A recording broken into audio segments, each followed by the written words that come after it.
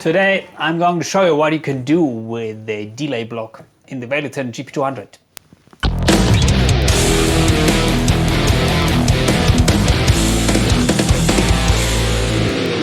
The Valeton GP-200 is a budget-friendly modeling unit, and today's video is about the delay settings which I like to use in a live situation.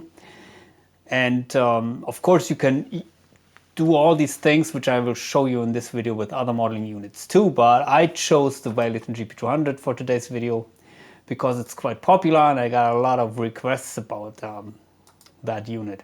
So here's the editor, and currently I'm playing one preset that comes with my preset pack. I offer two preset packs for that unit. With one is coming with mostly high gain tones and of course also some crunch and cleans and the acoustic guitar simulations. And the other pack is more rock vintage oriented. It comes with a little bit more traditional rock tones. Both sound great. They come with presets which are tailored for front of house usage. So if you play directly to front of house, maybe they should fit in most situations. And if you want to get my preset packs for this unit or for other modeling units, please contact me on Facebook or Instagram. Links are in the description below. So this is a Plexi preset. I played around with the delay already. Without the delay it sounds like this.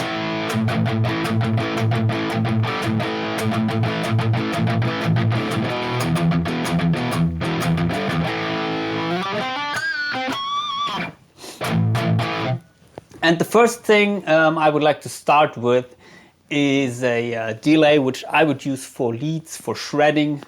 So therefore, the first decision you have to make when playing live is if you are playing in stereo or in mono. And I personally like to play in mono because if you want to have a stereo experience as a listener, you have to have two sound sources, of course, two speakers, and if you are closer to one speaker, then, well, it sounds like a mess. It can get into phasing issues, and most people in a live situation, they don't stand in exactly the same distance to both sides of the front of house system. They stand closer to one speaker or to another, then you have reflections. So the whole stereo experience is not happening for most of the listeners. And yeah, it can also result in strange phasing issues. So I personally don't see any sense in playing in stereo in a live situation. So I would choose a mono delay, and in this unit here, my favorite one is the vintage rack delay. It is quite simple. Usually you find a mix knob in a delay block that is for adjusting the delayed signal to the original signal. And then of course you have the feedback, which is the amount of repetitions. So if you reduce this, you have only one. Come to that later. And you have the time, which is very important, of course. Yeah, the time of the repetition. After that, the repetition will happen. And you have a modulation knob on this delay, and that is you can use the modulation if you want to have a little bit of a different sound in the delayed signal compared to the original. As you can hear now, a little bit of a chorus effect is applied to the delayed signal. I personally don't like it that much. What is more important is the tone knob, which you find here, and you can use this to well, cut off the highs.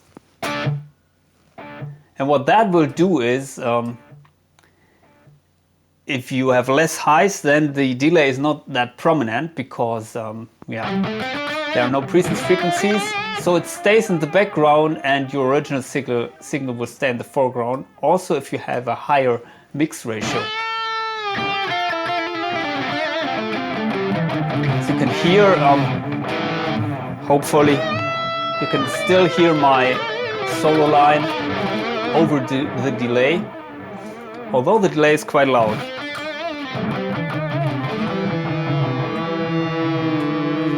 Of course, if you set the mix higher than 50%, then the delayed signal will be louder than the original signal. And yeah, so these are the parameters you find in most delays, except maybe for the mod. It's quite simple to dial that in here. And how would I set my delay in a live situation where I'm playing fast leads? Usually I set the time somewhere between 300 and 500 milliseconds. Doesn't matter which exactly.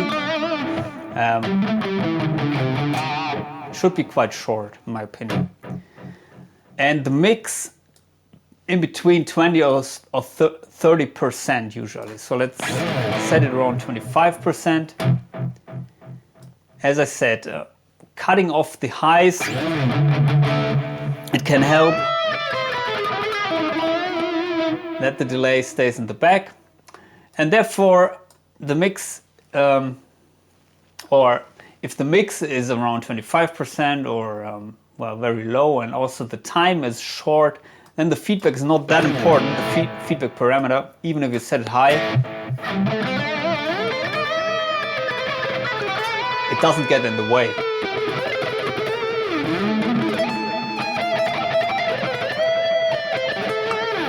So that would be a setting, well, I wouldn't set the feedback that high. For me personally, I like to have maybe 2 or 3 repetitions, but that's up to your taste. So my goal is, when I'm playing leads, to create some kind of a background ambience that doesn't interfere with the original signal, because I want my lead to be heard. But the effect is it sticks out a little bit over the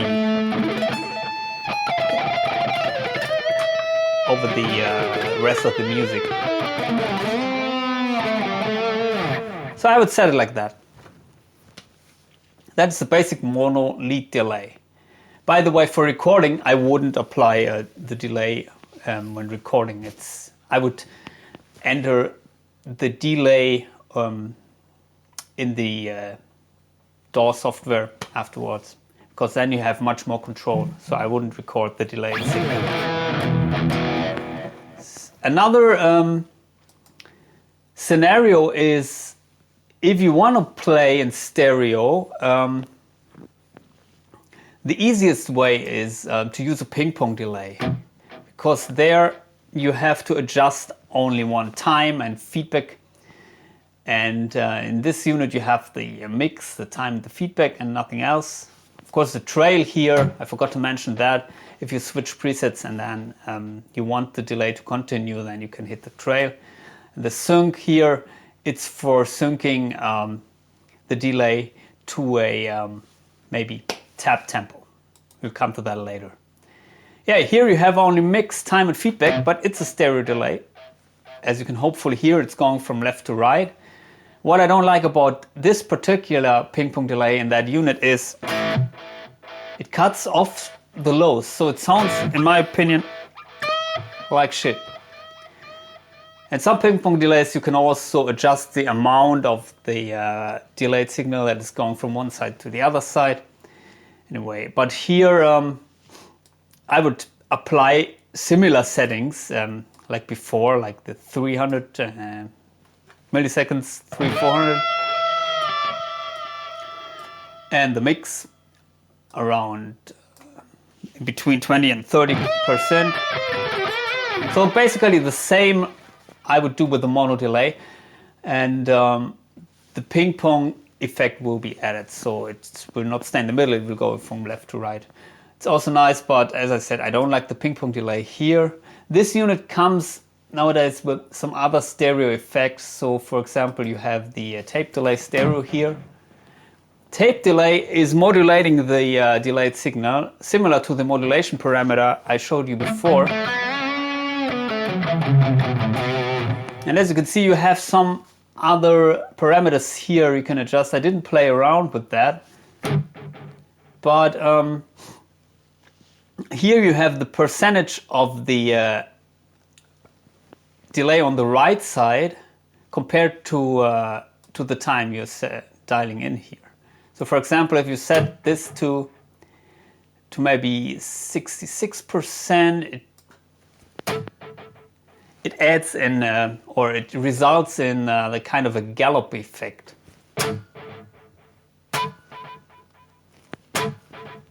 I hope you can hear it. Raise the mix a little bit more. So that is something which I like to do when creating an ambience for long, slow solos. So I would set the time here somewhere in between 66 and 75% to create that nice kind of rhythm, so that it doesn't stay in the same.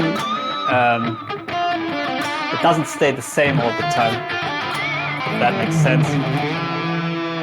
The other things are basically the same. Set the mix here, maybe around 30%. The time.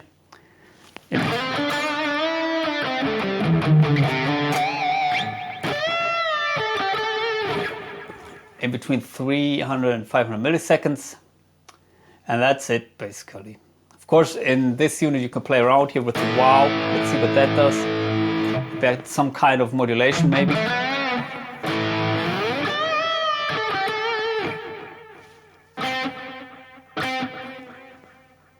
It does something to the pitch, I think. Spread here. I think this determines how far left and right you are in the spectrum with your delay. So I would start with a 100% so that you have straight left signal and right signal. Again, I wouldn't use it too much in a live situation because it's in stereo. But when playing at home, it's nice to have a stereo environment.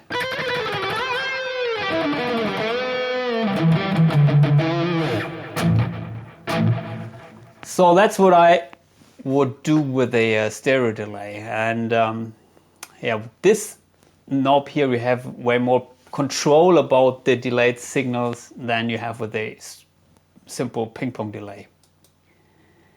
The last thing I would like to show you is the famous syncopated delay you may know from U2. And therefore I would strictly recommend to use a mono delay and set the delayed signal to have the same level like the input signal. Set the feedback as low as you can so that you have almost hopefully only one repetition. And I like to use it in the sync mode so that you can tap in the tempo you're playing in. And if you're playing straight, and you want to have the delay like the U2 effect to be, the delayed signal to be in between your pickings, then you have to set it to dot mode. So .8 is maybe a good point to start. So you can play some fancy things together with the delayed signal, like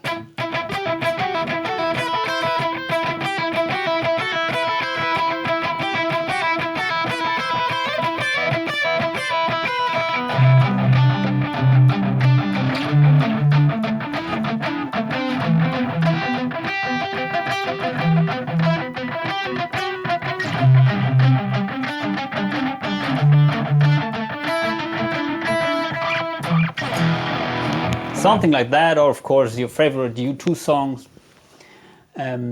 Keep in mind that you don't modulate the delayed signal here, and also use the same sound basically for the delayed signal like the original signal has. And then it sounds like some complicated riff which is actually quite easy to play. If you're playing syncopated things, you you have to set it to a straight value here, so not the dot mode. Yeah, once you find out how this works, it's quite easy to use it, and it creates great live effect. So these are my delay settings which I would like to show you today, and if you got any questions, please come leave them in the comment section below. Consider subscribing to my channel, get my preset packs. See ya.